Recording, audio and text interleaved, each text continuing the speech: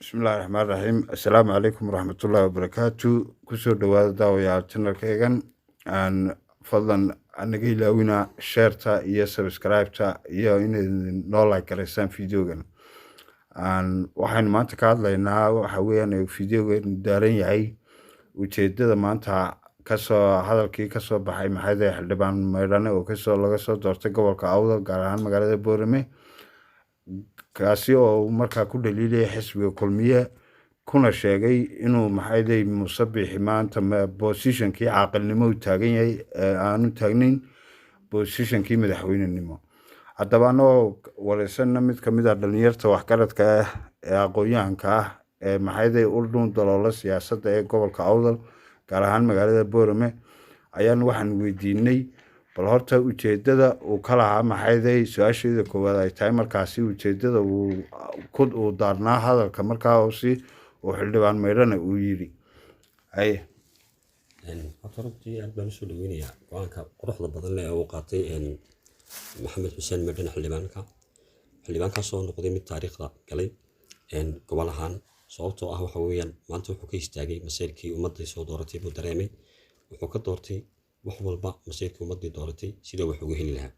horta aad baan u hambalyeynaya xildhibaan maxamed xuseen meydhane oo ah xildhibaanka keliya ee ku tallaabsaday tallaabadii shacabku ay u dooranayeen xildhibaannimadooda waxaan leeyahay marka labaad aragtidaada maxamed xuseen meydhane ahaan haddaanu nahay shacabka iyo dhalinyarta magaalada gobolka awdal waanu kula qabnaa sababto ah waxa weeyaan waxaad maanta bandhigaysaa fikirka iyo saamiga dhalinyarta gobolada ka maqan oday saami uu ka maqan yahay ma jiro waxa weeye siyaasi oo kale saami ka maqan yahay ma jiro waa dhalinyarada imika soo socota ee wax baratay iyo kuwa wax baranaya yaad waxa weeyaan u helisay taawon kugu hambalyeynaa fikir ahaan markaanu eegno waxa weeyaan siyaasad ahaan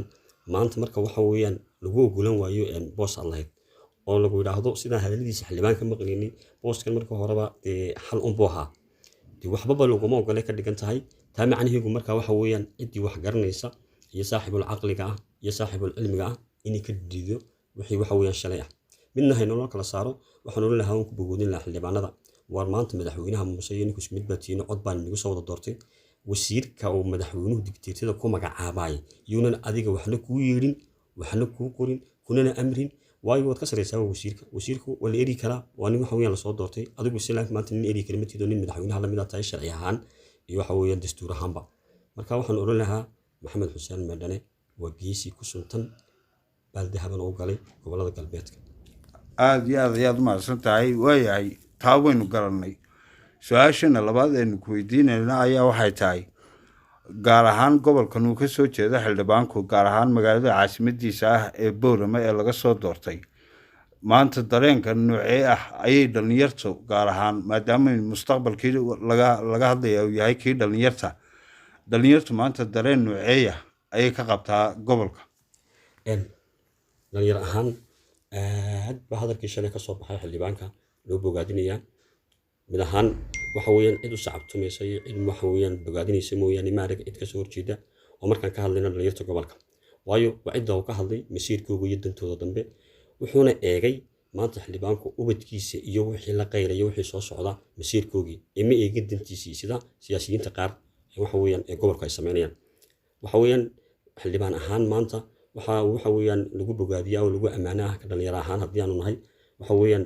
fikirka iyo talaabada uu qaatay isagoo maanta xisbul xaakimka ka soo baxay xisbigii kama bixin laakiin xisbiga mabaadiidani waxa ku kala tagi kara laba wada dhashay hooyo wada dhashay marka mabdiisii iyo fikirkii iyo wixii dadku u doorteen iyo dhaartii ummadana u dhaartay soo dooratay reer awdal